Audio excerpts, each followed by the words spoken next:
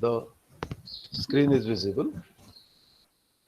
Today's topic of discussion is linked list. As far as data structure is concerned, this is one of the most important data structure which we are dealing with, the linked list and its operation we are going to see. We have seen stack, queues, arrays. So these are considered as, the stack and queues we have implemented using an array. So array is a base data structure we must know, and we can implement another analogies like stack and queues analogy a using an array. Even matrix analogy using an array, a table analogy using an array. Similarly, you have second alternate data structure, which is a linked list. This linked list can also be used to implement other abstract data types like stacks and queues. What exactly is that and why the need arises to go for a linked list? That we'll see. Let us say that we have a, I'll just draw a memory piece. This is a memory piece. Okay. Memory piece is having different memory locations. Those memory locations are numbered and those numbers are called as addresses. On these addresses, we are storing various data. Right? What actually happens? I'm going to the very basic part before going for linked list so that you will be clearly understanding what is the need of the linked list. Let us say that it starts from 100, so it will be 101, 102, 103, and so on. We'll be having the memory locations. Okay, and let us say that we have declared an integer. Integer a is equal to 10. I'm going for these basics. May sound very basic to you, but is very important to understand. Now, integer have size 4 bytes. So it is going to consume 4 locations. What memory management manager is going to do? Okay, as soon as you declare this variable, it is going to first of all check the data type of it and the required size will be allocated in the memory. Let us say that 4 uh, 4 bytes are sorry 4 bytes are given to it. Let us say that these 4 bytes will be allocated to it. Am I right? 4 bytes will be allocated to it and 10 will be the value which will be stored in it. Fine. Let us say that we are declaring an integer array. It is also going to consume a huge space of memory. So what let us say that it is int x 10. So how many bytes it is going to consume? This is going to consume 40 bytes, considering size of integer as 40. Otherwise, we can consider it as 2 if it is a lower side processor. So it is going to consume 40 bytes. In all, total 40 contiguous memory locations in this. So what happened here?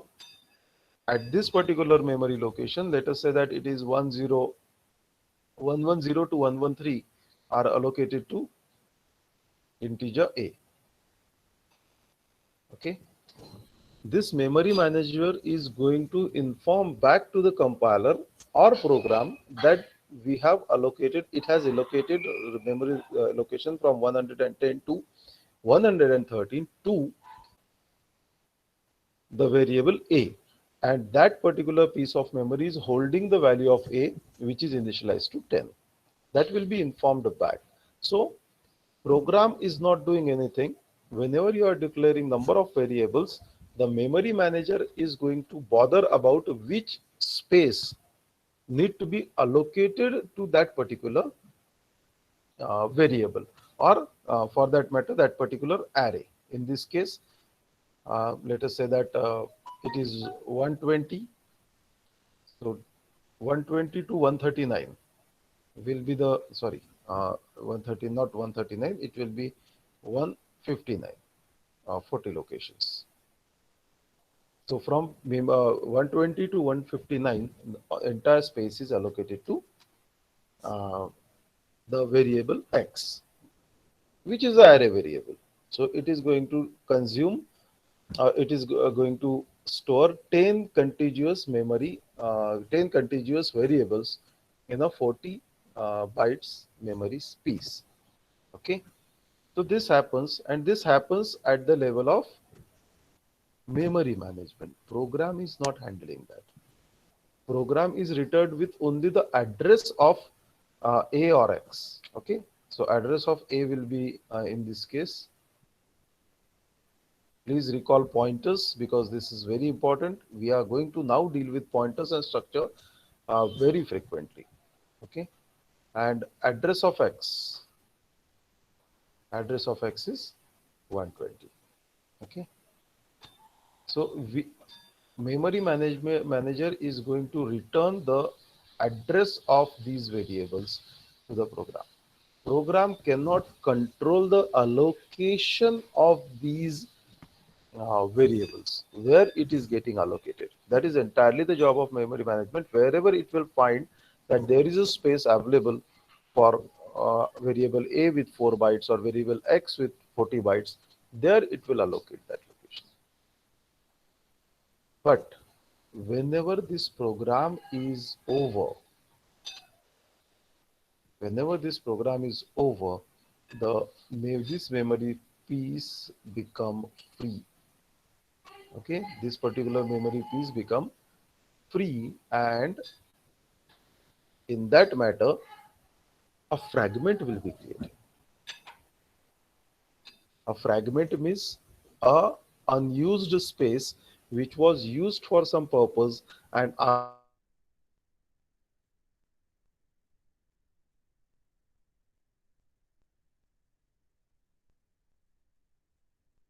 that purpose so Ravan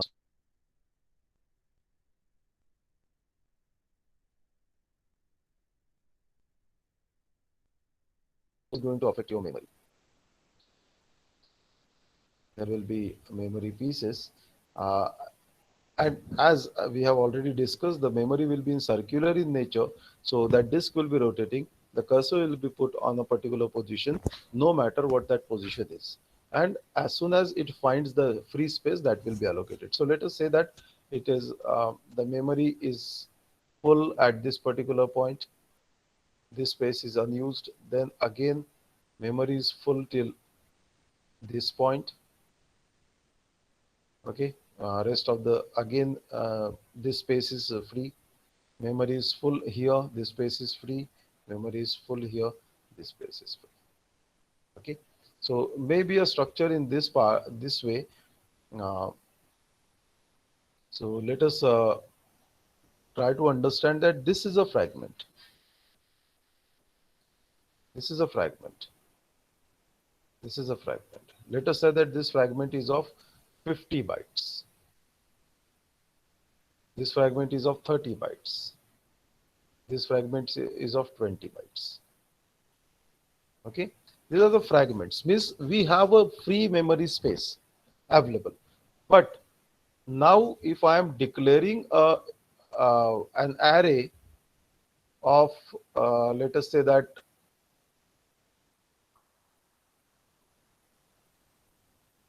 25, considering integer is taking 4 bytes each.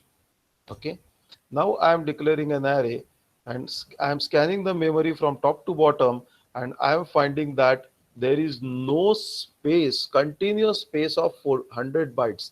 So this will require 100 bytes, am I right? Considering 4 bytes to each integer, this is going to consume 100 bytes. If it is an array, we need to store that in a contiguous memory location, and I am finding there is no block of 100 bytes available, contiguous block of 100 bytes available. Okay, so I won't be able to store this array. But if I'm calculating this, it's 50 plus 30 plus 20. I'm having 50 bytes available. Sorry, 100 bytes available. I'm having 100 bytes available, free 100 bytes available, but They are not in contiguous fashion. They are in the scattered locations or at distant locations. That's why I am not able to store an array of 100 bytes in that memory. Fine. Unless and until I find some memory, some variable which will consume 50 or lesser number of bytes, that only can be accommodated, or 30 or lesser, or 20 or lesser, uh, that only can be accommodated.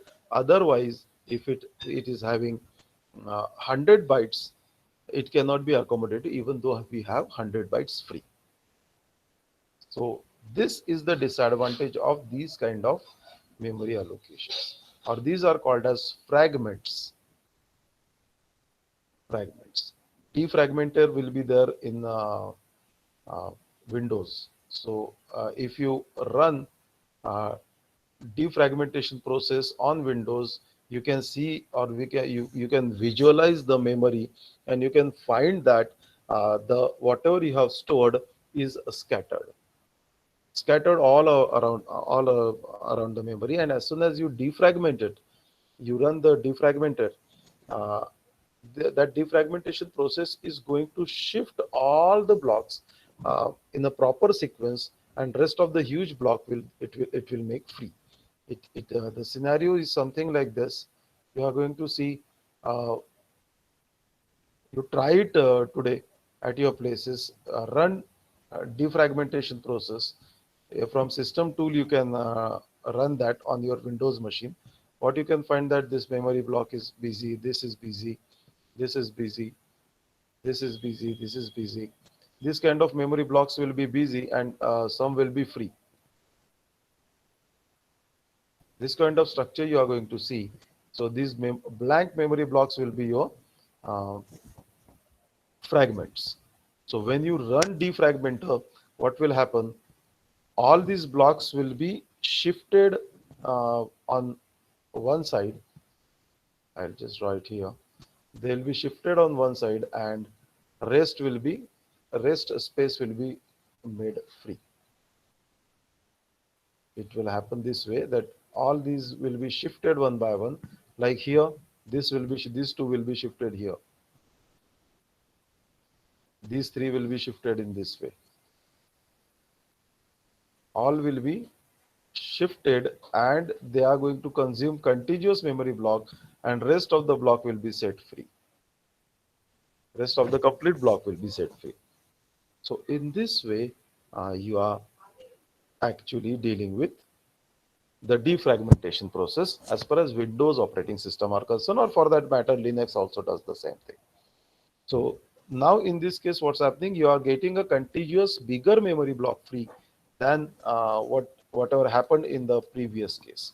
In this case, you have smaller memory blocks free. There you have a bigger memory block free. Right? So defragmentation process you need to exclusively carry out for a memory, but if it is not carried out, this is the problem which is going to happen in because of fragments. Okay, this is the background of today's study. Now what I can do here is these 100, can I store these 100 bytes? Definitely yes. How I can store? The first 50 bytes will be stored at this in this fragment, next 30 in this fragment, and next 20 in this fragment. So I can do that. It is possible.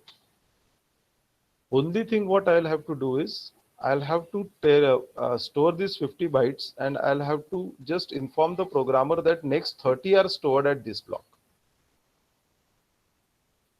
Then store next 30, and tell the program that another remaining 20 are stored in this block. So we can do in this way.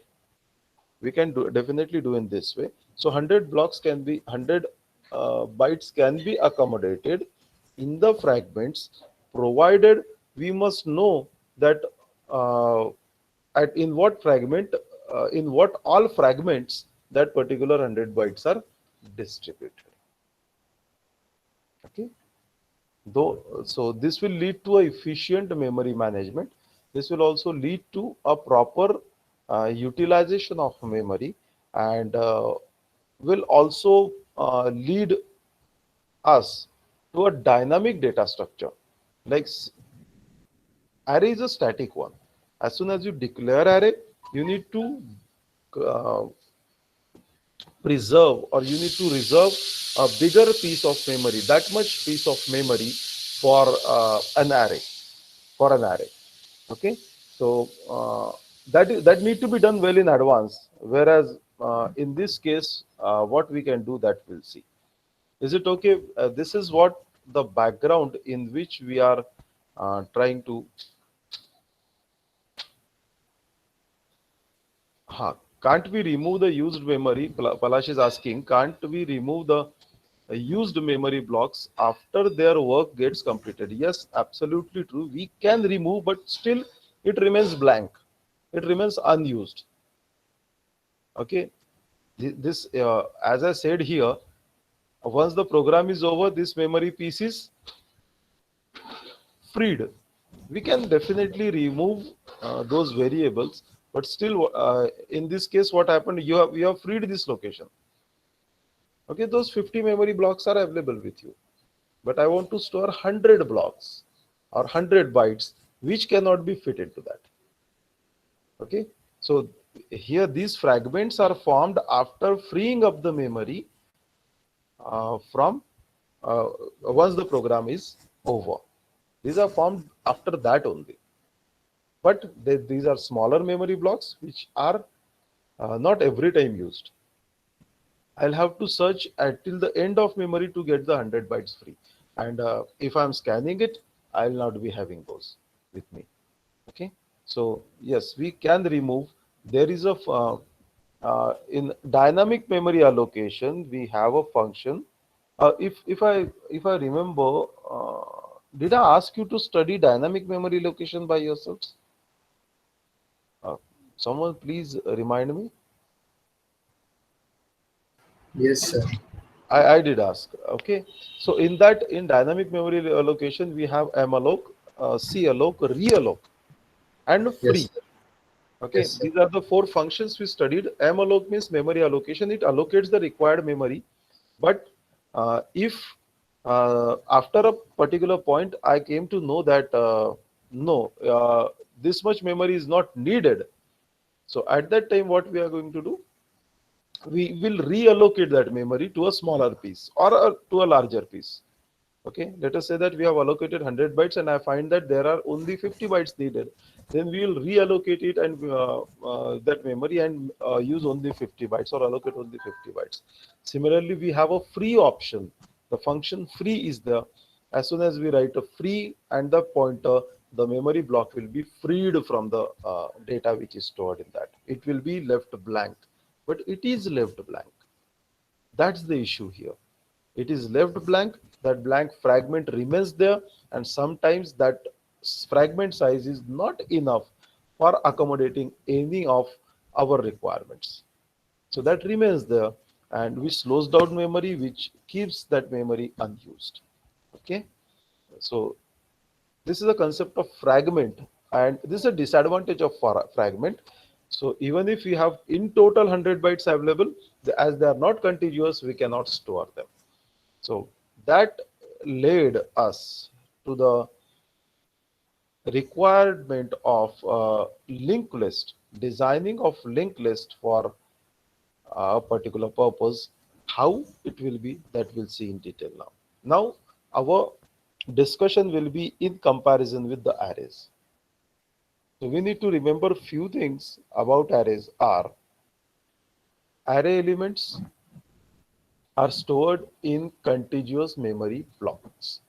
So if you have an array of 100 elements, those many bytes must be available in contiguous manners. First thing, array will be accessed with the help of an index variable, the subscript. So it will have a single variable name, and it will have a subscript or index, that x of 1, x of 2, x of 3, x of 4, and will be calculated depending on the base address of an array.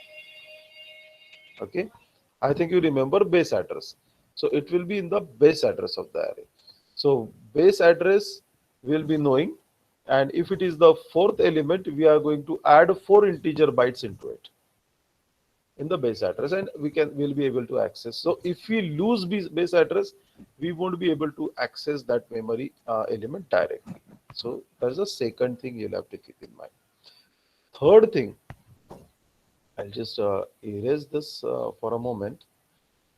Uh, Let us say that this portion I'll erase.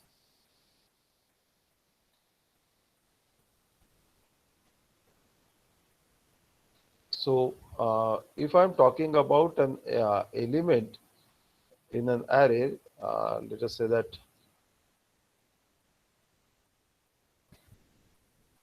an array is defined in this way.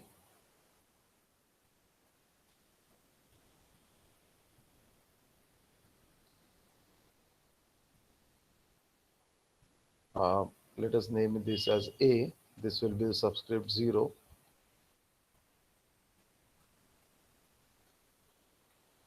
So this has size 7 and total 7 elements can be accommodated.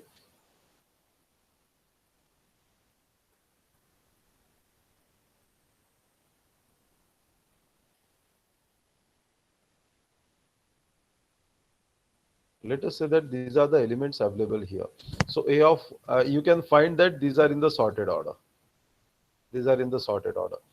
The only possible thing which I can do in this case is I can delete only, I can add only last element. I can add the element at this position only, provided we have space.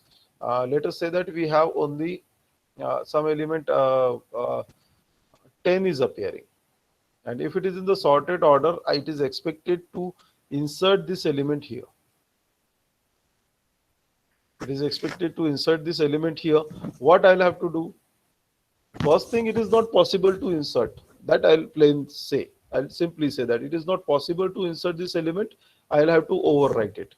Or what else I'll have to do? I'll have to shift all these elements which are below it, one position next to it, and then only I'll be making space at this particular place and I'll be inserting 10 there.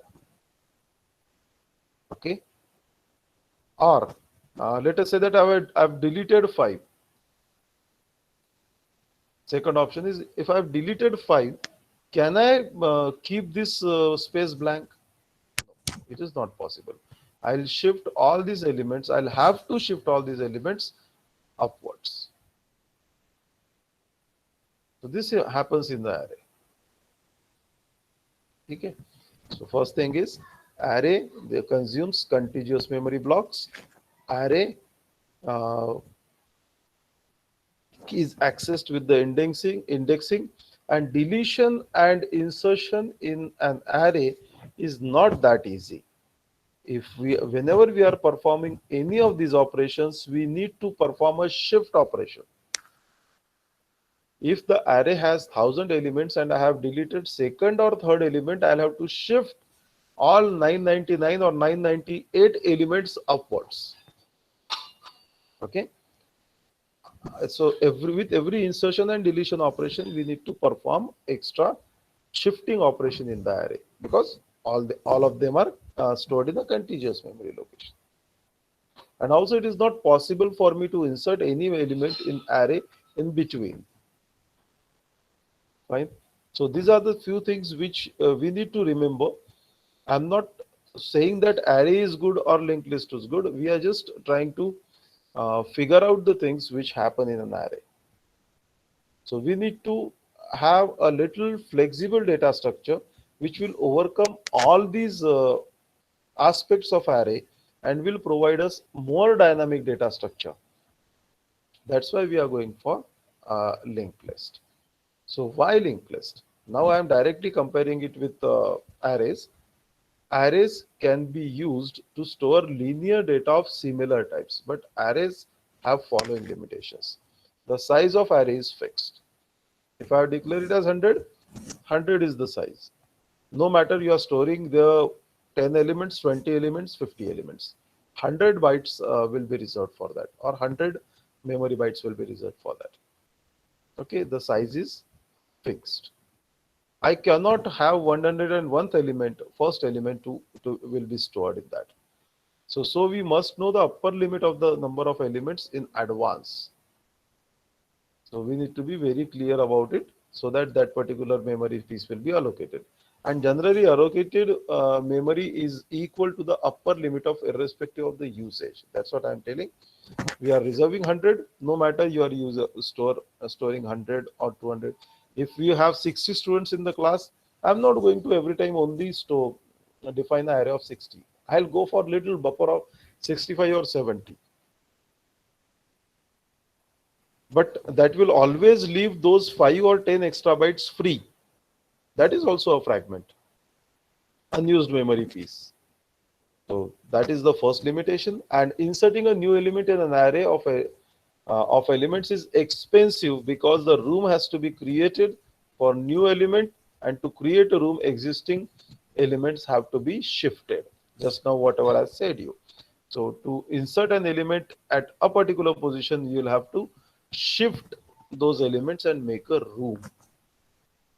So these are the disadvantages of an array. It is not possible for me to insert an element in between without disturbing other elements. If I'm inserting something, they have to be disturbed. If I'm deleting something, they have to be disturbed. So that becomes expensive. The shifting operation is expensive. Ultimately, you are reallocating every member. So that is a issue in an array. And second aspect you need to consider is there are small memory pieces in existence which probably go unused for very long period, and which is not leading to a proper utilization of the memory. So this you need to keep in mind. With these ideas or with these aspects, we'll try to understand what is a linked list.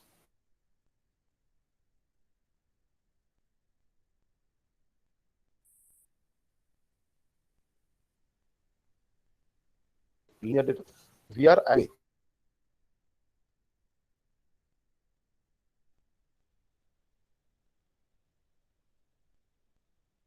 always only linked list, it is having a ed, linked list.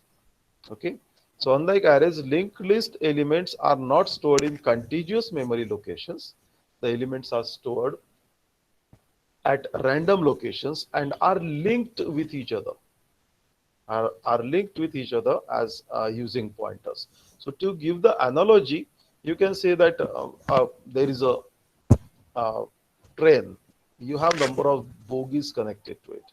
So you can one bogie is connected to other. If needed, I can just release one bogie out of that and reconnect the two bogies. So here, what will let us say that I'm trying to remove this bogie. So it is possible to remove that bogie and connect this bogie over here. Okay, so it's a train, or I can add more bogies at the end. So this makes it dynamic. Or second is the people holding hands with each other. That is also a linked list. Okay, this person is holding hand of this. Is holding hand of this. It is in this way. So they are holding hands of each other. This person don't have to do anything with this person. Okay, just he need to know who is next to me and who is previous to me. Okay, one person can come here and join hands with this person. Another person may come from this end and join the hand of this person. So this makes it dynamic and very easy to insert a person or delete a person from this list. If this person want to leave, doesn't matter. He'll just leave the hands of both the sides, and these two people are going to join hands with each other. Okay, so this makes the thing dynamic. Or like treasure hunt, you play treasure hunt. What happens in treasure hunt? You go to one spot, you get a queue for next location. You go there, you get the queue for uh, the next location in further. Okay, so this happens at every location you visit. That means At initial position, I just need to know where, what is the next location. I don't need to know the end location. What is the next location? I reach the next location, I get the address of its next location, and next, so on. So I don't know how long I need to go. I don't know. I don't need to know the end of that treasure and location, the last location. I just need to know the next location. So these are the analogies. With these analogies, we are trying to learn what is a linked list. Okay, so linked list is a data structure that includes a series of connected nodes. Series of connected nodes. Each node store the data and address of the next node. Okay, what I said earlier is, in this case, what I said is, first 50 locations can be stored here. First 50 bytes can be stored here. Next 30 bytes will be stored here. Only thing is, these 50 bytes need to know where the next 30 are stored. Okay, and these 30 must know where the next 20 are stored. Okay, and this need to know if there are any other nodes information is stored, or whether it is it's end of it or not. Okay, so we just need to know where the remaining part is stored. It may be in any location, but we need to just know the where that remaining part is stored. So that is why, but I don't know. I am going to get a location fragment of 50 bytes, 20 bytes, 30 bytes. I don't know. So instead of talking about a huge fragment, we are talking about a single node. So we are going to define a node in this way, which this node of linked list will contain data and pointer to next data. Next data means next element. In an array, we have for 0th element at base address, first element, second element, third element, fourth element. In this case, what we are doing, we know the 0th element. Then somewhere in the memory, the first element will be stored, and this 0th element is going to know the address of it. Somewhere down the line, second element is stored, and first element knows the address of it. Okay, so if I want to access second element, I'll start from 0th element, we'll go to the first, we'll go to the next, there onwards. Okay, so a linked list is represented by a pointer to the first node of the linked list, and the first node is called as a head. We'll see the diagrammatic representation of it. Right now, you just remember that every node or every element has two parts. Unlike arrays, we have two parts. One will hold the data, another part will hold the reference of the next node, address of the next node, or pointer to the next node. In array, every node have two informations: the data and its index. Index means ultimately the location, the subscript. Here also, it holds its data and it holds its own index.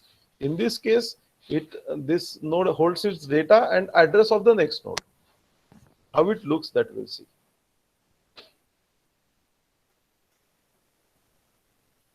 This way the linked list looks.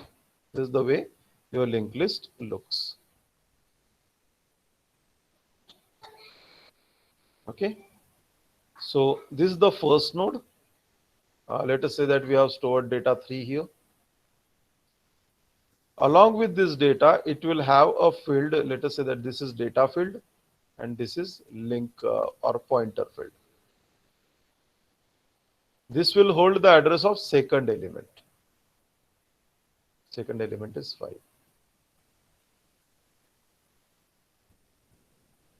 I'm just storing some random variables over here. Random variables over here. So now 5 knows the address of 7. 7 knows the address of 9, 9 knows the address of 11, 11 knows the address of 13. This is 3. And after 13, if there is no address provided, that means it's the end of list, that is the last element. In this way it is stored. Now, if I want to access 9, I'll have to start from this first node. First node is 3. I'll ask, what is your next node? 5. I'll ask 5, what is your next node? 7. I'll ask 7, what is your next node? 9. So 9 is achieved, or 9 is approached. In this way, we are storing the list. I'll go for one more example, or it will look something like this. It will look something like this. It will look something like this. Okay. So there will be data and there will be next pointer. So actual value of the data stored and the process and address of the next data item. Okay. Address of the next data item. So this is going to point here. This is going to point here. So on. How actually it will look is this way. Okay. Now what happened here? I want to store 15, 3, 17 and 19. 90. Okay. I want to store only these.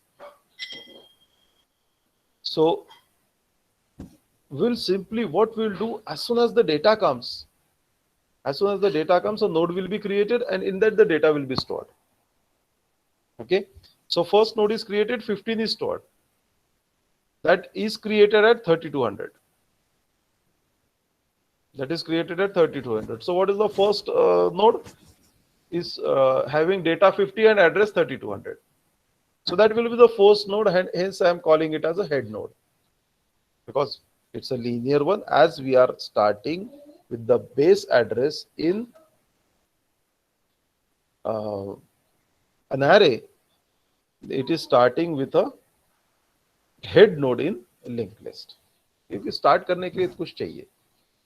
So this will be your first node which stores the data and will is having address 3200. Second information came, that is 3. One data node one node is created. 3 is stored into that. Let us say that is created at 3600. So this is the second node. So its address must be known to the first node. Its address must be known to the first node. So this 3200, 3600 is stored here. Okay, so this comprises of the whole node. This is the data value of it. This is the address field of it. So this is the data of this node. This is the address of its next node. And this is the address of its own. Okay, here 3600 is the address of this second node, whose data is 3, and 4000 is the address of its next node. Okay, so I have a liberty to now store data anywhere. Only thing is I need to report it to its previous node that this is my address. So this made the thing very dynamic. This made the thing very dynamic. Okay. I'll just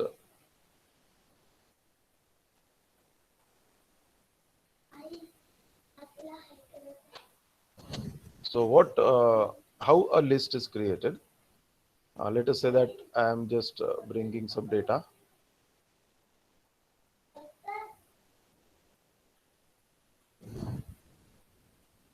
You just 3 need to be stored. 3 will be stored. Okay. Let us say that 3 is stored at 100, location number 100. 3 is stored. Okay. Now 7 came. 7 came into picture. So 7 is located somewhere at 150. 7 will be stored. Okay. But 7 is the next element. Is stored at 150. So only thing we need to take care is 3 must know the address of 7. So along with 3, I'm going to store 150. So automatically this is going to point to this location. Okay. Let us say that 8 has arrived. Okay. We'll store 8 over here. Let us say that it is stored at location number 50. It is possible. Okay. So 8 is the third element. So second element must know the address of it.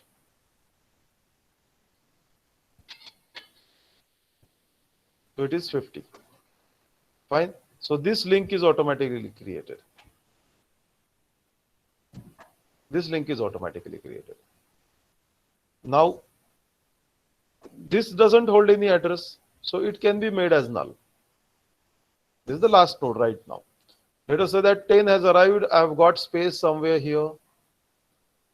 10 will be stored. Let us say that that location is 1000. No matter, it can be any location. Okay. So as it is the next element to be added, this last element must know the address of it. It must point to this location. So 1000 will be stored in here. Right? And this will become the last node. Okay. Let us say that one more element is coming, that is 15. Somewhere at random location, wherever it is available, that can be stored. Wherever it is available. Wherever the space is available. Let us say that it is the space available it has 500 location.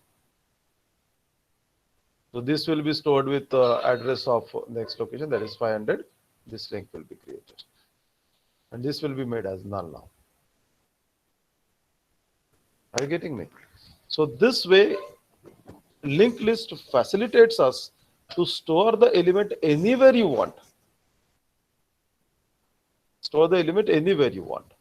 Okay. So this is a dynamic data structure. This is just a basic of it.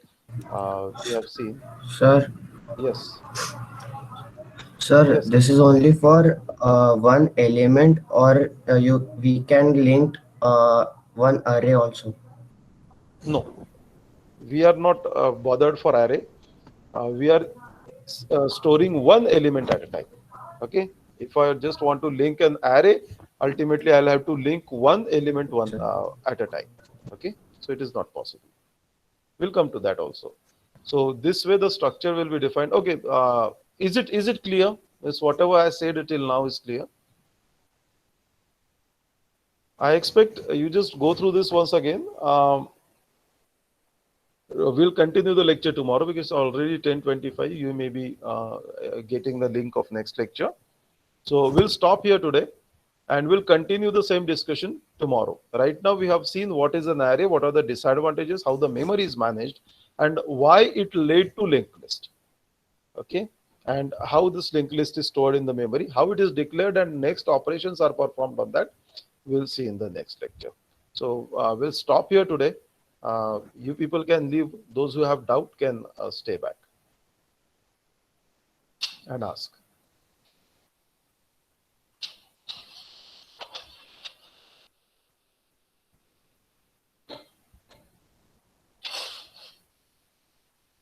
Sir.